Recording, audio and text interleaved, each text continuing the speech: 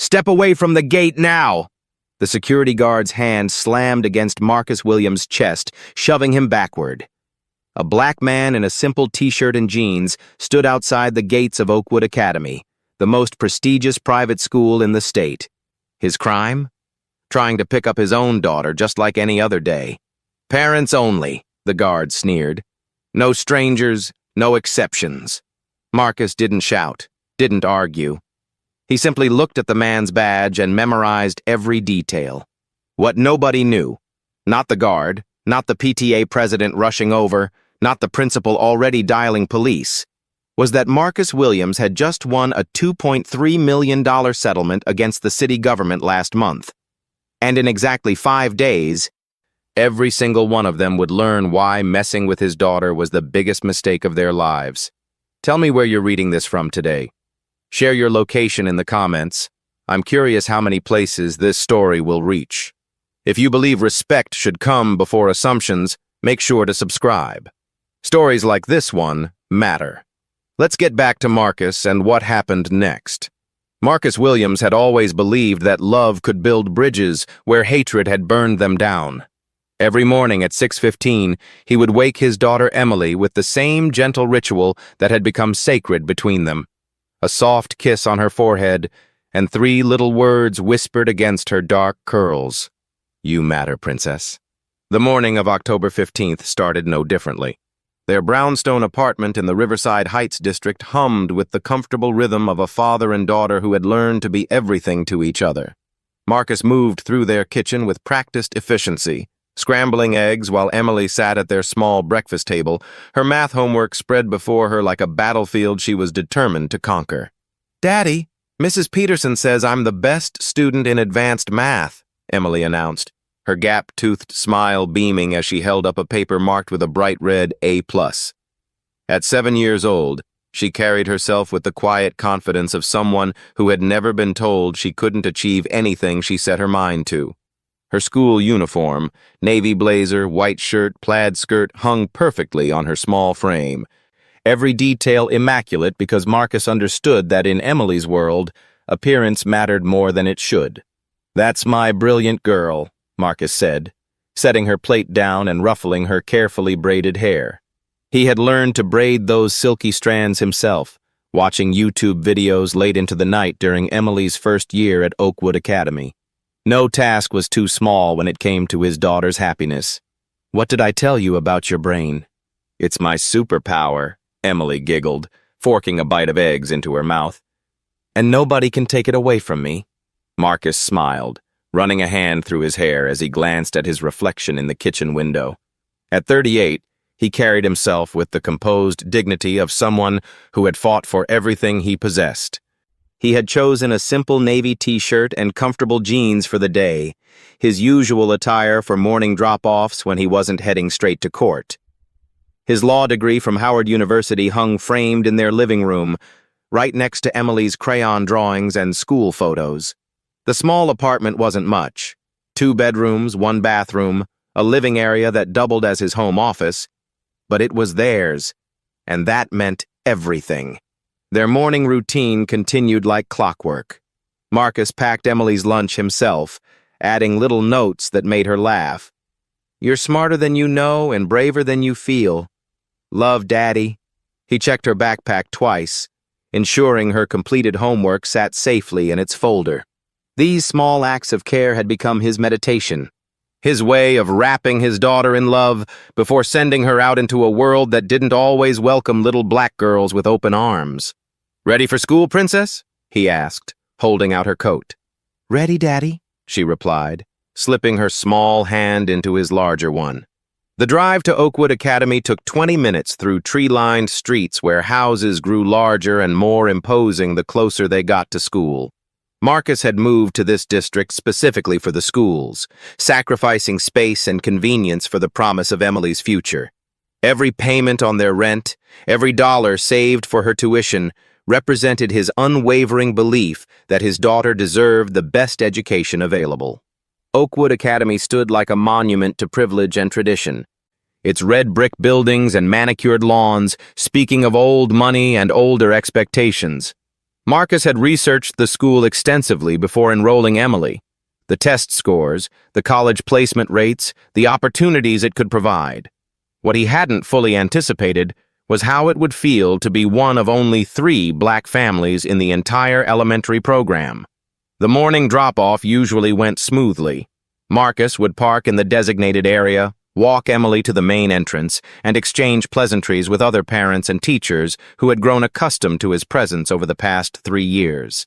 Today should have been no different. Emily chattered excitedly about a school project as they pulled into the school parking lot.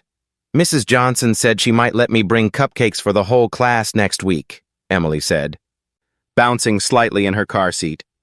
"Can we make those chocolate ones with the rainbow sprinkles?" "Of course we can, Princess," Marcus replied, turning off the engine. "We'll make them this weekend." He helped Emily gather her backpack and lunchbox, the same routine they had performed hundreds of times before. The October morning was crisp and beautiful, autumn leaves painting the school grounds in shades of gold and crimson. Other parents moved across the parking lot with their children, a familiar dance of morning goodbyes and hurried schedules. Marcus took Emily's hand as they approached the main gate, the same gate they had passed through countless mornings without incident. He was already thinking about their weekend plans, wondering if they should try that new burger place Emily had been wanting to visit. He had no way of knowing that this particular morning would shatter the careful peace they had built together, or that the next 5 minutes would set in motion events that would change not just their lives, but the entire culture of Oakwood Academy forever. The man standing at the gate was new. Marcus had never seen him before. Tall, broad-shouldered, with the kind of stance that spoke of authority wielded without question. His uniform was crisp and official, his expression hard as he watched the stream of families approaching the school entrance. "Good morning," Marcus said politely as they reached the gate, the same greeting he had offered countless times before.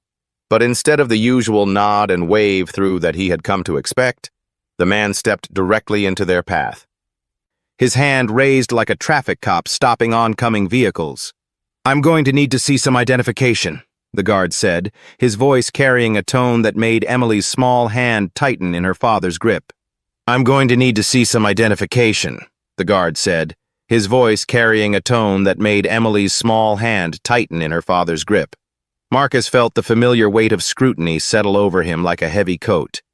In his 38 years, he had learned to recognize this particular brand of suspicion, the way eyes narrowed, voices hardened, and assumptions crystallized into concrete barriers. But never here. Not at Emily's school, where he had been a familiar face for 3 years. "I'm Marcus Williams," he said calmly, maintaining the same polite tone he used in courtrooms when opposing counsel tried to rattle him. "This is my daughter Emily. I drop her off every morning." The guard's badge read J. Patterson, and his stance suggested military background. Feet planted wide, shoulders squared, authority worn like armor. Patterson's eyes swept over Marcus with undisguised skepticism, taking in the casual clothes and the black man's audacity to stand at the gates of privilege. "New security protocols," Patterson announced, his hand moving to rest on the radio clipped to his belt. "No one enters without proper verification. ID and documentation proving your relationship to the child." Emily looked up at her father with confusion clouding her young features. She had never seen anyone question Daddy's right to be anywhere, least of all her school. The other parents streaming past them, overwhelmingly white, dressed in everything from workout clothes to business attire, received nothing more than pleasant nods and waves through the gate. Marcus watched a woman in yoga pants and flip-flops breeze past Patterson with her twin boys, receiving a cheerful, "Good morning, Mrs. Thompson." The cognitive dissonance was stunning in its clarity. He reached into his back pocket for his wallet, movements deliberate and visible. A practiced dance black men learn early to avoid misunderstandings that could turn deadly. "Here's my driver's license," Marcus said, offering the identification. "Emily Williams is my daughter. I'm listed as her emergency contact, her primary guardian, and the person authorized for pickup." Patterson examined the license with exaggerated thoroughness, turning it over multiple times as if searching for signs of forgery. The morning sun caught the laminated surface, casting small rainbows across his weathered features. Other parents continued flowing around them, their conversations creating a normal backdrop against the abnormal situation unfolding at the gate. "This doesn't prove she's your daughter," Patterson declared, handing the license back. "Anyone could claim to be anyone's parent. We need documentation. Birth certificate, court papers, something official." The absurdity hit Marcus like a physical blow. In 3 years of daily drop-offs, no one had ever questioned his relationship to Emily. He attended parent-teacher conferences, helped with school fundraisers, chaperoned field trips. The suggestion that he might be some random stranger attempting to kidnap a child was so ludicrous it almost made him laugh. Almost. "Sir, I understand you're doing your job," Marcus began, but Patterson cut him off with a sharp gesture. "Step back from the gate, please. You're blocking traffic." That was when Mrs. Charlotte Henderson appeared, as if summoned by the scent of controversy. The PTA president moved with the confident stride of someone accustomed to being the most important person in any room. Her designer handbag probably cost more than Marcus's monthly rent, and her perfectly styled blonde hair caught the morning light like spun gold. "Is there a problem here?" Mrs. Henderson asked, though her tone suggested she already knew the answer and approved of it. "Just following new security protocols," Patterson replied, his voice taking on a deferential quality it had lacked when speaking to Marcus. "This individual claims to be the parent of one of our students, but he can't provide adequate documentation." Mrs. Henderson's gaze swept over Marcus with the same dismissive assessment she might give to furniture she was considering discarding. Her smile was sharp as surgical steel, polite enough to maintain plausible deniability while conveying volumes about what she really thought. "Well, we certainly can't be too careful about our children's safety," she said, pulling out her phone. "Perhaps I should call Principal Davidson to clarify the new procedures?" Emily's voice cut through the adult conversation like a knife through silk. "Daddy, why won't they let us in?" Her 7-year-old mind couldn't process the situation unfolding around her. This was her school, her routine, her normal morning turned suddenly strange and frightening. Marcus knelt down to Emily's level, his hands gentle on her small shoulders. "It's okay, Princess. There seems to be some confusion, but we'll sort it out." His voice remained steady, but inside, fury was building like pressure in a closed system. Not at the inconvenience or the delay, but at the fear he saw creeping into his daughter's eyes. "I want to go to school, Daddy," Emily whispered, tears threatening to spill over. "Mrs. Johnson is expecting my math homework." "You will go to school," Marcus promised, standing back up to face Patterson and Henderson. "Right now." The next 20 minutes felt like hours. Marcus called the school's main office from his cell phone, speaking to the secretary who knew him by name and confirmed his identity. He provided Emily's student ID number, his contact information, and answered questions about Emily's teacher, her classroom number, even her lunch preferences. While they waited for someone from the school to come to the gate, more parents arrived for drop-off. Marcus watched the pattern repeat itself with sickening predictability. White parents, some he recognized, some he didn't, passed through with minimal interaction. A Latino father was asked to show ID, but waved through after a cursory glance. Only Marcus remained standing outside the gate like a pariah. Mrs. Henderson made a show of checking her watch and sighing dramatically. "This is really quite disruptive to the morning routine," she announced to no one in particular, her voice carrying just enough volume to ensure nearby parents could hear. Emily's tears finally came, silent streams down her brown cheeks as she clung to her father's hand. The sight of his daughter crying because of the arbitrary cruelty of adults broke something fundamental inside Marcus. This wasn't just about him anymore. It was about what Emily was learning, what she was internalizing about her place in the world. When Mrs. Johnson, Emily's teacher, finally arrived at the gate, her expression shifted from confusion to outright anger as she took in the scene. "Marcus! Emily! What's going on here?" "New security protocols," Patterson repeated, but his voice had lost some of its earlier conviction. "This is Emily's father," Mrs. Johnson said firmly.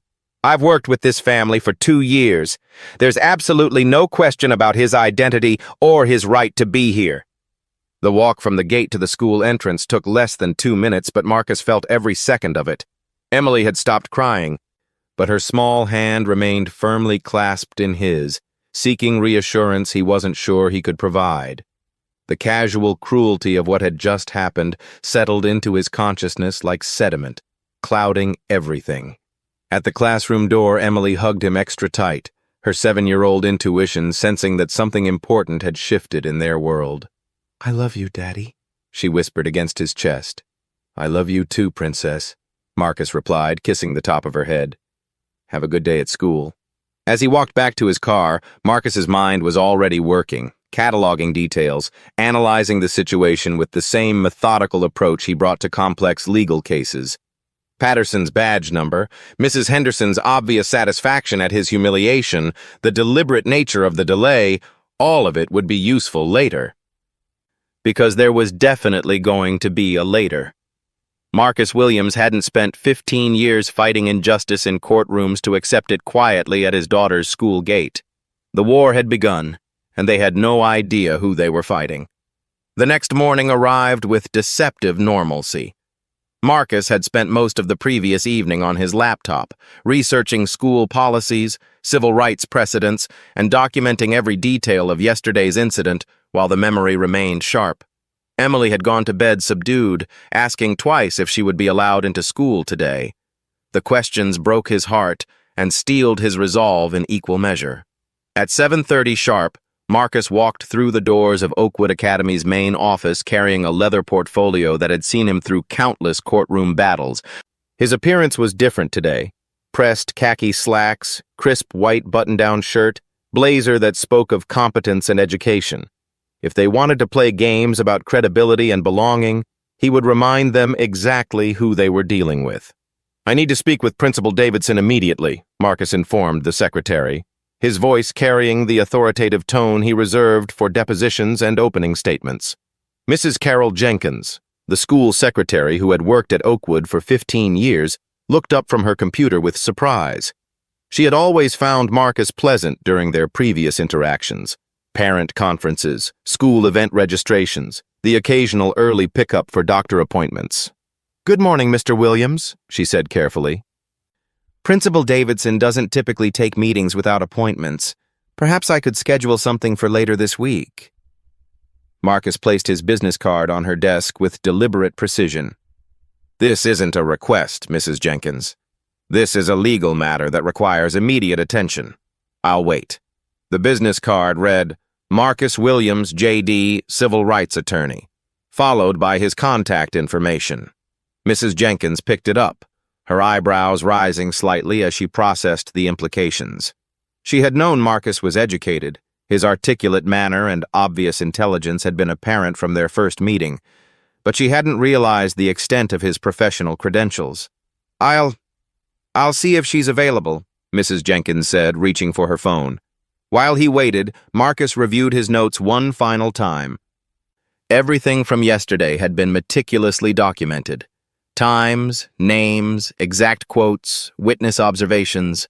His smartphone contained video footage of the morning routine he had begun recording as soon as Patterson started his interrogation. In civil rights law, documentation was everything.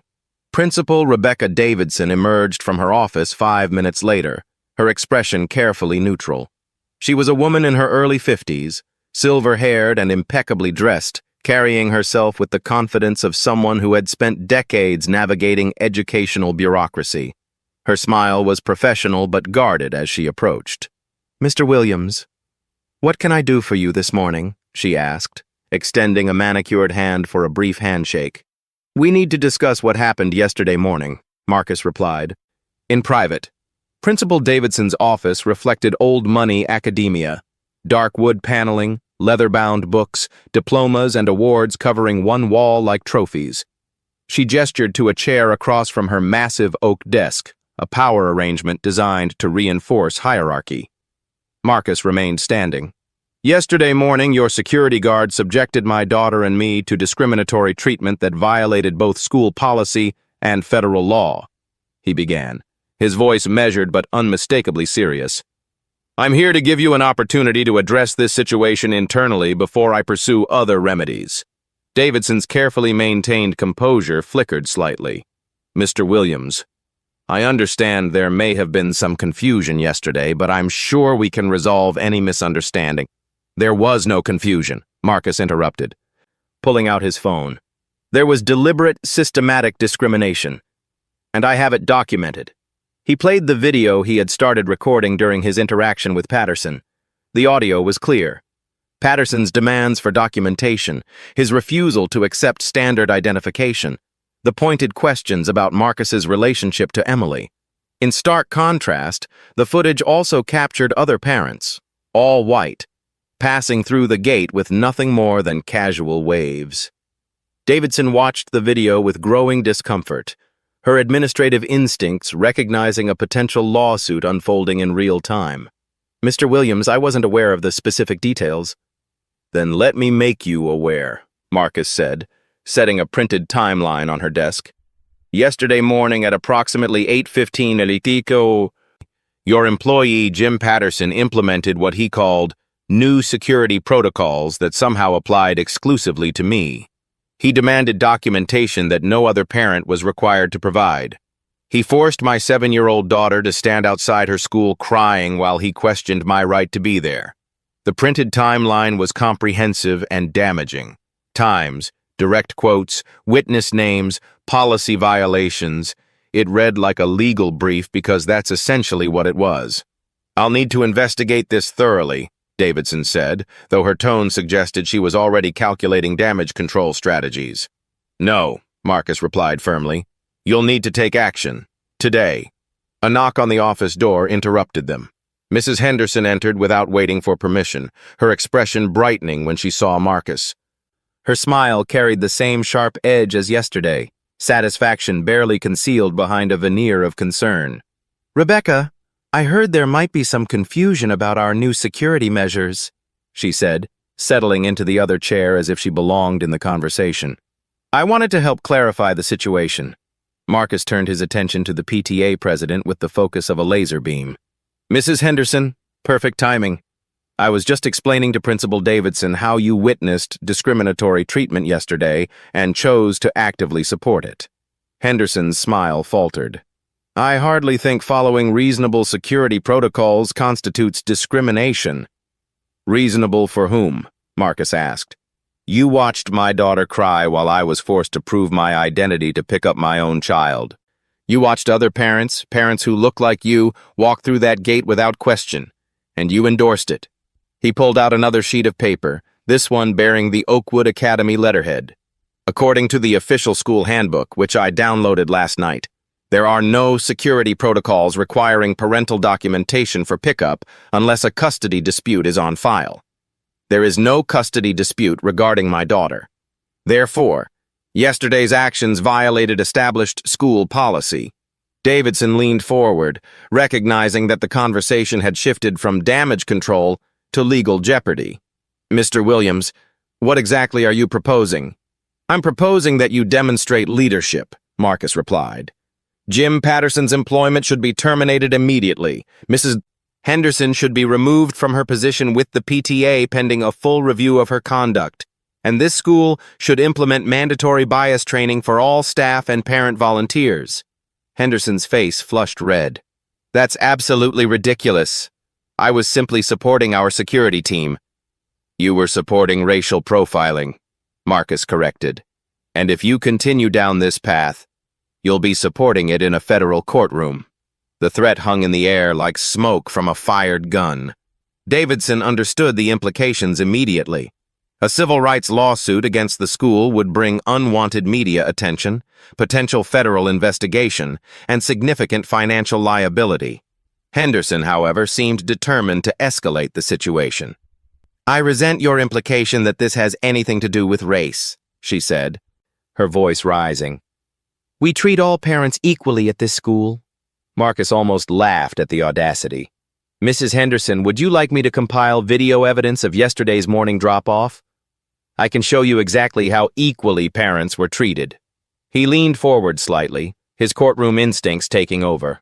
Here's what's going to happen. You have until close of business today to make personnel changes and policy announcements. If I don't see meaningful action, tomorrow morning I'll be filing a complaint with the Department of Education's Office for Civil Rights. By tomorrow afternoon, I'll have contacted the NAACP Legal Defense Fund and the ACLU. Davidson's face had gone pale. The mention of federal agencies and national civil rights organizations represented her worst nightmare. Bureaucratic scrutiny that could drag on for years and potentially result in funding cuts or federal intervention. Mr. Williams, surely we can discuss this reasonably. I am being reasonable, Marcus replied. I'm giving you the opportunity to do the right thing voluntarily. Many attorneys wouldn't be so generous. He gathered his papers and stood to leave, but turned back at the door. Oh, and Mrs. Henderson? If you want to understand what discrimination looks like, imagine if your children had to prove they belonged at their own school every morning. Imagine if they had to watch their mother humiliated while their classmates walked by freely. Then ask yourself if you'd call that reasonable security. The silence in the office was deafening as Marcus walked out. He had fired the first real shot in what was shaping up to be a war, and everyone in that room knew it. In the hallway, he checked his watch. 8:45. He had given them until close of business to respond appropriately. By his calculation, they had approximately 8 hours to avoid making the biggest mistake of their professional lives. The countdown had begun. By 9 o'clock the following morning, Principal Davidson had made her choice. Marcus received her email response while sitting in his home office, coffee growing cold as he reviewed the message that would seal her fate. Dear Mr. Williams, the email began. After careful consideration, we have determined that our security protocols are appropriate and necessary. While we regret any inconvenience, we cannot accommodate requests that might compromise student safety. We believe this matter has been resolved. Marcus read the message twice, then forwarded it to 3 different email addresses. The first went to Sarah Chen, a civil rights attorney with the ACLU, who had been his study partner at Howard Law. The second went to Michael Roberts at the NAACP Legal Defense Fund, whom Marcus had worked with on voting rights cases. The third went to Rebecca Martinez, an investigative journalist with the regional newspaper who specialized in education and civil rights stories. The war they had chosen was about to become very public, very quickly. His phone rang within 20 minutes. Sarah's voice carried the sharp edge of righteous anger mixed with professional excitement. Marcus, please tell me you have documentation for everything you described. Video, audio recordings, written timeline, witness statements, and now their official refusal to address it, Marcus replied, already opening his laptop. I'm sending you a complete case file. This is textbook discrimination, Sarah said, and Marcus could hear her typing rapidly. I'll have preliminary paperwork ready by noon. Can you meet at my office at 2? After hanging up, Marcus turned to his second call of the morning. Rebecca Martinez answered on the first ring, her journalist instincts immediately alert to the story's potential. An exclusive elementary school implementing discriminatory security policies, she mused. That's front-page material, especially if you have video evidence. When can we meet? The afternoon unfolded like a carefully choreographed legal symphony. At the ACLU office, Marcus and Sarah drafted a comprehensive civil rights complaint that would be filed with multiple federal agencies. The document was devastating in its precision, outlining systematic discrimination, policy violations, and deliberate indifference to constitutional rights. Meanwhile, Rebecca Martinez was conducting her own investigation. She had obtained Oakwood Academy's enrollment demographics: 93% white, 4% Asian, 2% black, 1% Hispanic. She had interviewed current and former parents, discovering a pattern of subtle but persistent exclusionary behavior toward minority families. By Thursday morning, Marcus was implementing Phase 2 of his strategy. He contacted Dr. Patricia Lawson, the county superintendent of schools, requesting an emergency meeting. He also reached out to Reverend James Washington, whose church had been fighting educational inequality for decades. The meeting with Dr. Lawson took place in her downtown office, a modest space that contrasted sharply with Oakwood Academy's opulent surroundings.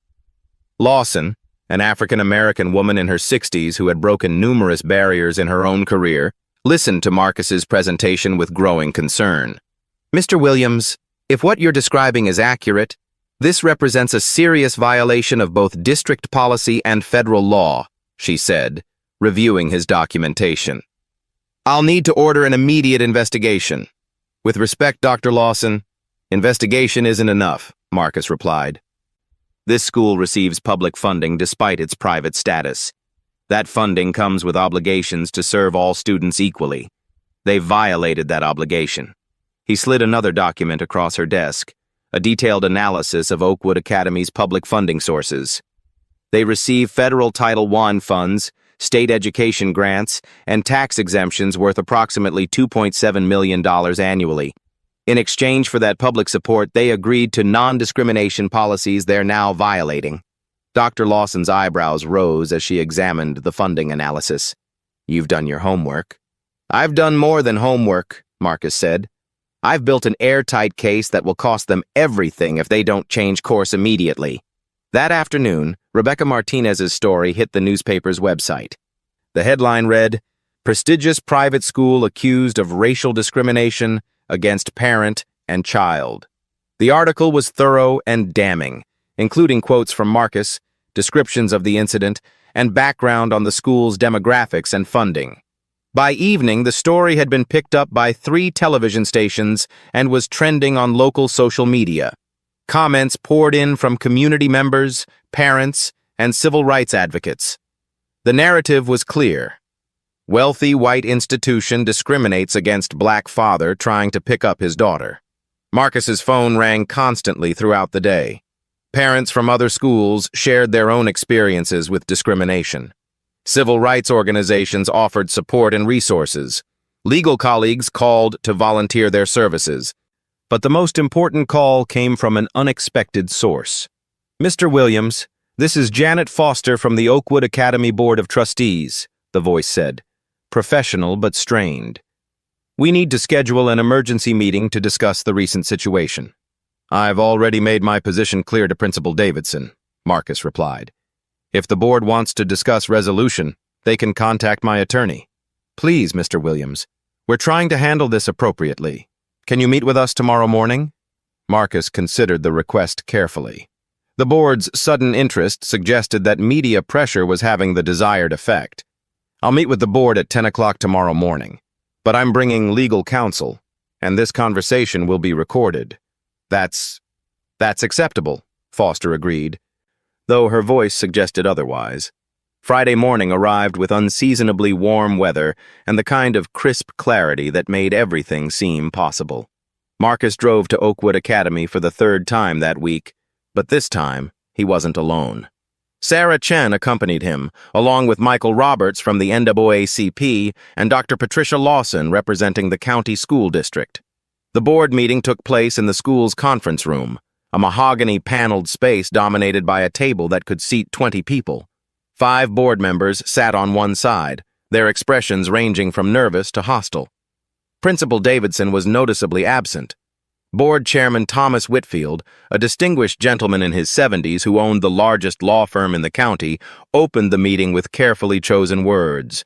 "Mr. Williams, the board regrets that this situation has escalated to such an unfortunate degree. We're prepared to discuss reasonable accommodations to address your concerns." "Accommodations?" Sarah Chen interjected, her voice sharp with disbelief. "Mr. Whitfield, we're not discussing accommodations for a disability. We're addressing systematic racial discrimination." The next hour was a masterclass in legal negotiation. Marcus and his team methodically dismantled the school's position, presenting evidence that made continued denial impossible. They outlined the federal agencies now investigating the school, the media attention growing by the hour, and the potential financial consequences of prolonged litigation. Board member Janet Foster, who had made the initial phone call, finally broke the deadlock. What exactly would it take to resolve this situation? Marcus consulted his notes, though he had memorized his demands days ago. Jim Patterson's immediate termination. Charlotte Henderson's removal from all school activities and volunteer positions, mandatory bias training for all staff and board members, a public apology acknowledging discriminatory treatment, and my appointment to a newly created diversity oversight committee with real authority. The board members exchanged glances that spoke volumes about their internal discussions. These weren't negotiations anymore. They were surrender terms. "We'll need time to consider," Whitfield began. "You've had 4 days to consider," Marcus interrupted. "Every hour you delay costs you credibility and increases your legal exposure. The Department of Education investigation begins Monday. The NAACP is planning a press conference Tuesday. How much more time do you need?" Board member Patricia Vance, the only woman besides Foster, leaned forward. "If we agree to these terms, what assurance do we have that this matter won't continue to escalate?" "You have my word that I'm more interested in change than revenge," Marcus replied. "But that offer expires when I leave this room." The silence stretched for several long minutes as the board members conducted whispered conversations among themselves. Finally, Whitfield cleared his throat. "Mr. Williams, we accept your terms." "All of them?" "All of them." Marcus nodded to Sarah, who pulled out a prepared settlement agreement. "Then let's make it official." As he signed his name to the document that would transform Oakwood Academy's culture forever, Marcus thought about Emily, who had gone to school that morning without knowing that her father was about to change everything for every child who would walk through those gates after her. Victory was finally within reach. Friday afternoon brought a swiftness to justice that even Marcus hadn't anticipated. Within 2 hours of signing the settlement agreement, Oakwood Academy's transformation had begun with surgical precision. Jim Patterson's termination was announced via email to all staff before lunch. The message, brief and professional, stated that his employment had ended due to policy violations inconsistent with Academy values. By 3 o'clock, his security badge had been deactivated and his personal belongings removed from the premises. Charlotte Henderson's fall from grace proved more spectacular. The PTA emergency meeting convened at 4:30 in the school library, where 27 parents gathered for what would become the most contentious session in the organization's history. Henderson entered the room with her usual confident stride, apparently believing she could weather this temporary storm through sheer force of personality. She was catastrophically wrong. Parent after parent stood to voice concerns that had been simmering beneath the surface for years. Stories emerged of subtle but persistent exclusionary behavior. Minority families overlooked for volunteer opportunities, children of color receiving harsher disciplinary treatment, fundraising events scheduled at exclusive venues that effectively barred participation by economic outsiders. "Charlotte, we've ignored your comments for too long," declared Maria Santos, mother of 2 students and one of the few Hispanic families in the school. "Last month you suggested that certain families might be more comfortable at schools that better matched their background. We all heard it. We all knew what you meant." Henderson's face flushed crimson as she attempted damage control. "Maria, you're taking my words completely out of context. I've always supported diversity." "Supported diversity?" interrupted Dr. James Kim, a pediatric surgeon whose twins were in Emily's grade. "You oppose the cultural heritage celebration because it might make some families uncomfortable with unfamiliar customs." "Your own words, Charlotte." The testimonies continued for an hour, painting a picture of systematic bias that extended far beyond the recent incident with Marcus Velo. Henderson's removal from the PTA presidency passed by a vote of 24-3, with Henderson herself and 2 longtime allies casting the only opposing votes. Board Chairman Thomas Whitfield personally delivered the news to Principal Davidson that her resignation would be accepted effective immediately. The conversation, which took place in her mahogany-paneled office, surrounded by the awards and accolades of a 30-year career, lasted less than 10 minutes. "Rebecca, you had an opportunity to address this situation appropriately," Whitfield explained, his voice carrying the weight of legal finality. "Your decision to dismiss Mr. Williams's legitimate concerns has exposed the school to federal investigation and civil liability. The board has lost confidence in your leadership." Davidson's protests fell on deaf ears. Her failure to recognize the gravity of the situation, her reflexive defense of discriminatory behavior, and her tone-deaf response to Marcus's concerns had sealed her professional fate. The woman who had spent decades climbing the educational hierarchy found herself clearing out her desk while the school day continued around her. Meanwhile, Marcus was experiencing the surreal sensation of watching systemic change unfold in real time. His phone buzzed constantly with updates from board members, parents, and journalists tracking the Academy's rapid transformation. Dr. Patricia Lawson called at 5:15 with news from the county level. "Marcus, I've never seen anything like this. 3 other private schools in the district have contacted my office requesting voluntary bias training programs. They're terrified they might be next." Sarah Chen's call came 20 minutes later. The Department of Education is still proceeding with their investigation, but they're treating this as a model case for rapid institutional response. Your settlement is already being referenced in their guidance documents. The most meaningful call arrived as Marcus was picking Emily up from her after-school program. Michael Roberts from the NAACP sounded almost breathless with excitement. "Marcus, we're getting calls from parents across the state describing similar incidents at their children's schools.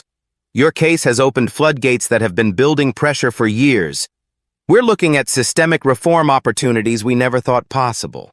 Emily climbed into the car, chattering about her day, oblivious to the earthquake her father had triggered. "Daddy, Mrs. Johnson said there's going to be a new security person next week. She said he's really nice and has little kids, too." Marcus smiled, adjusting his rearview mirror to see his daughter's bright eyes. "That's wonderful, Princess. Change can be a good thing when it makes everyone feel more welcome." The drive home took them past clusters of parents gathered in the school parking lot, their animated conversations clearly focused on the day's dramatic events. Marcus caught fragments through his open windows, discussions about fairness, accountability, and the need for sustained vigilance against discrimination. At home, Marcus sat in his small office reviewing the cascade of emails that continued flooding his inbox. Parents thanked him for his courage. Civil rights organizations requested his participation in policy discussions. Legal colleagues offered collaboration on similar cases. But the most important message came from an unexpected source. A simple text from Dr. Lawson forwarding him an email she had received from the state education department. The message requested Marcus's input on developing statewide protocols for investigating discrimination complaints at private schools receiving public funding. His individual fight for Emily's dignity was becoming a blueprint for protecting every child's right to equal treatment in education. The phone rang once more as evening settled over their quiet neighborhood. Board member Janet Foster's voice carried exhaustion mixed with something that might have been relief. "Mr. Williams, I wanted you to know that the board voted unanimously to establish the Diversity Oversight Committee you requested. We'd like you to chair the committee if you're willing. The position comes with real authority over policy development and implementation." Marcus considered the offer carefully. Taking the position would mean ongoing involvement with an institution that had recently humiliated his daughter. But it also represented an opportunity to ensure that no other child would face what Emily had experienced. "I'll accept the position," he said finally, "with the understanding that my primary commitment is to creating an environment where every child feels valued and protected." "That's exactly what we need," Foster replied. "Thank you, Mr. Williams, for everything." After dinner, Marcus tucked Emily into bed with their usual ritual of bedtime stories and gentle conversation about the day's events. Tonight, however, their talk took on deeper significance. "Daddy, some kids at school said you made important people change their minds about things," Emily said, her 7-year-old vocabulary struggling to capture the complexity of what had occurred. "Sometimes, Princess, when something unfair happens, we have to speak up and ask for things to be made right," Marcus explained, smoothing her blankets. "It's not always easy, but it's important to stand up for what we believe is fair. Like when Tommy was being mean to Sarah because she looks different?" "Exactly like that," Marcus said, kissing her forehead. "We protect each other by making sure everyone is treated with kindness and respect." Emily nodded solemnly. Processing this lesson about justice and courage that would shape her understanding of the world. As Marcus turned off her bedroom light, he realized that the most important victory wasn't the policy changes or personnel decisions. It was the knowledge that Emily would grow up believing she had the power to demand fair treatment and create positive change. The revolution was complete, but its legacy was just beginning. Monday morning arrived with October sunshine filtering through golden leaves, painting Oakwood Academy's grounds in warm, welcoming light. Marcus and Emily walked hand in hand toward the main gate, their familiar routine now carrying the weight of transformation and hope. The changes were immediately visible. Where Jim Patterson had once stood like a barrier between families and education, a new security guard waited with genuine warmth. Officer David Thompson, a former elementary teacher turned school safety coordinator, greeted each arriving family with respectful nods and easy smiles. "Good morning, Mr. Williams, Emily," Thompson said, his voice carrying none of the suspicion or hostility that had marked their previous encounters. "Beautiful day for learning, isn't it?" Emily beamed at the friendly greeting, her confidence restored by the simple act of being welcomed rather than questioned. "Good morning, Officer Thompson. We're making our cupcakes this weekend for my class."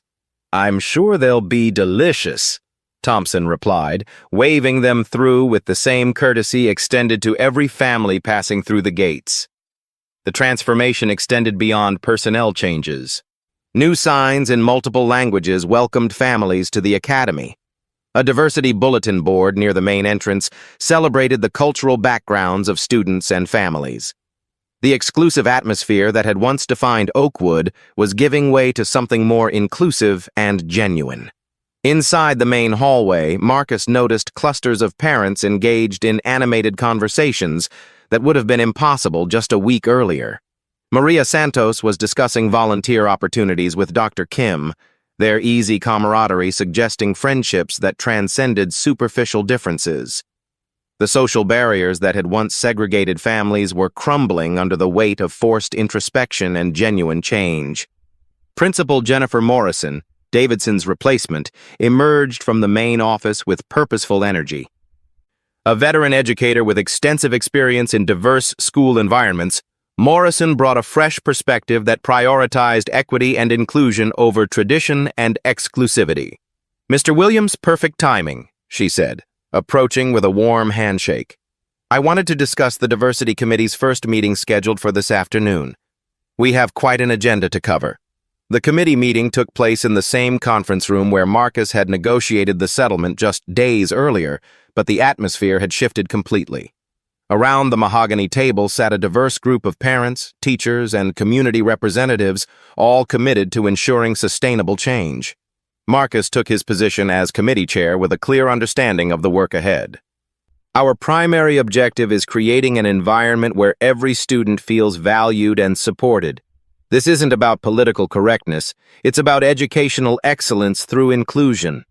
The discussion that followed was robust and productive. Committee members outlined concrete steps, revised admission policies that actively encouraged diversity, bias training for all faculty and staff, and mentorship programs connecting families across cultural and economic lines.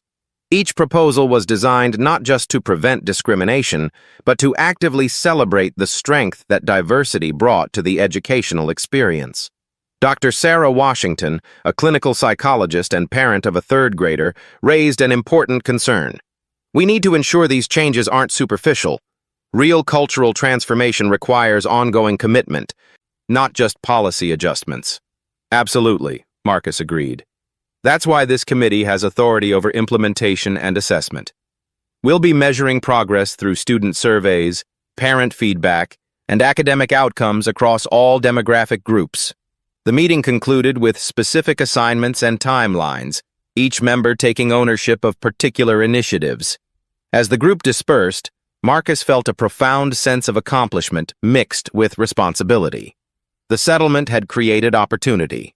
Sustained effort would determine whether that opportunity became lasting change.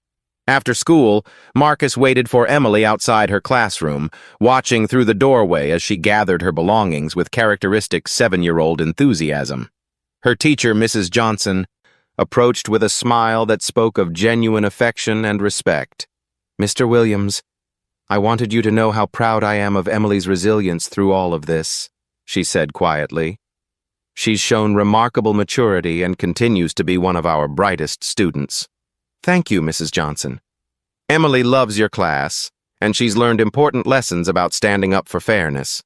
As they walked to the car, Emily chattered about her day with infectious energy. Daddy, guess what? Mrs. Morrison is going to let us do presentations about our family's traditions. I want to talk about Grandma's sweet potato pie and the stories you tell me about Grandpa's farm. Marcus smiled, realizing that his daughter would grow up in a school environment where her heritage was celebrated rather than merely tolerated. The fight he had waged wasn't just about accessing education, it was about ensuring Emily could bring her whole self to that educational experience. That evening, Marcus received a phone call that crystallized the broader impact of his actions. Rebecca Martinez, the journalist who had first brought national attention to the story, was calling with an update on the ripple effects spreading across the state. Marcus, I thought you'd want to know, 3 more private schools have implemented similar reforms after seeing what happened at Oakwood. The state education department is using your case as a model for investigating discrimination complaints. You've created a template for change that's being replicated everywhere. The conversation reminded Marcus that individual courage could catalyze systemic transformation. His decision to fight for Emily's dignity had inadvertently created a movement that would benefit countless children facing similar challenges. As he tucked Emily into bed that night, their conversation naturally turned to the events that had reshaped their lives. Daddy, did you really change the whole school? Emily asked, her young mind still processing the magnitude of what had occurred. I think we changed it together, Princess, Marcus replied, smoothing her hair. You showed me how important it was to make sure every child feels safe and welcomed. Sometimes adults need reminding about what's really important. Are you going to help other kids, too? Marcus considered his answer carefully. The committee work would continue, and phone calls were already coming from other communities facing similar issues. I think so, sweetheart.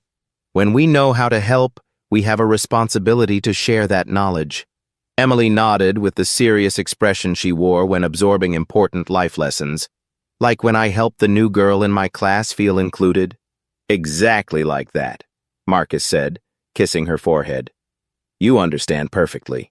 As he turned off the bedroom light, Marcus reflected on the week that had transformed not just Oakwood Academy, but his own understanding of advocacy and change. The little girl sleeping peacefully in her bed would inherit a world where her father's actions had made it slightly more just, slightly more equitable. Outside, October wind rustled through changing leaves, carrying with it the promise of seasons yet to come and the enduring hope that courage, properly applied, could indeed bend the arc of justice toward fairness. The future was bright with possibility.